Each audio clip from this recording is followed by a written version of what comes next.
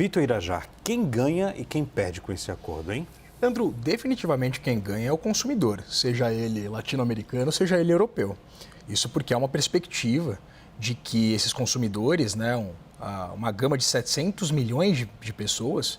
tenham acesso a produtos de qualidade, seja, por exemplo, os produtos industrializados, a maior parte do que a gente importa da Europa são produtos industrializados, seja os insumos agrícolas que exportamos nós para a Europa. Portanto, essa fala do presidente Lula, ela traz consigo um componente econômico, mas também traz um componente político. Isso porque a gente viu agora, Leandro, recentemente, depois dessa reunião do G20, a costura de uma série de acordos firmados pelo grupo das maiores economias do mundo em meio a esse impacto da eleição de Donald Trump nos Estados Unidos e as perspectivas de que Donald Trump adote uma política muito mais protecionista em relação à indústria norte-americana e também ao agronegócio. Há uma expectativa da instalação de taxas, por exemplo, para países como a China e também para países europeus e que, inclusive, para países como o Brasil. Houve essa ameaça, inclusive, de Trump, de taxar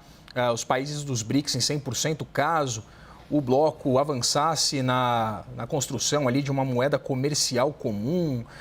o que, na verdade, ainda é muito incipiente, mas o ponto é, a partir dessa postura e da perspectiva de uma tendência mais protecionista por parte de Donald Trump, há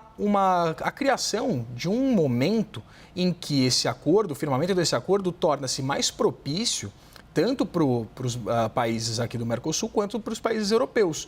Isso porque se amplia uma corrente comercial significativa e se cria a capacidade de trazer e exportar produtos do ponto de vista tarifário muito mais barato, chega muito mais barato à população e tem um potencial de incremento tanto, por exemplo, da indústria local quanto da indústria europeia, assim como, por exemplo, no agronegócio. Havia uma resistência histórica ao longo desses 25 anos de construção desse acordo por parte da indústria local, que adaptou-se, portanto, pediu adaptações ao presidente Lula, como, por exemplo, uma transição maior para a taxação de veículos europeus acabar aqui no bloco, enfim, tem uma série de minúcias ali que vão ser destrinchadas ao longo da apreciação desses termos. Porém, a própria indústria agora admite que vê com bons olhos a perspectiva dessa transferência de tecnologias por parte tanto da indústria local quanto da indústria europeia. Mas quem de fato tem resistência, apresenta resistência, principalmente a agricultura europeia, e aí vale a gente destacar a agricultura francesa. A gente percebe que há uma pressão muito significativa por parte dos agricultores franceses, o que foi inclusive traduzido por esses posicionamentos recentes do presidente francês Emmanuel Macron, em meio a um cenário doméstico conturbado também para o presidente francês, Leandro.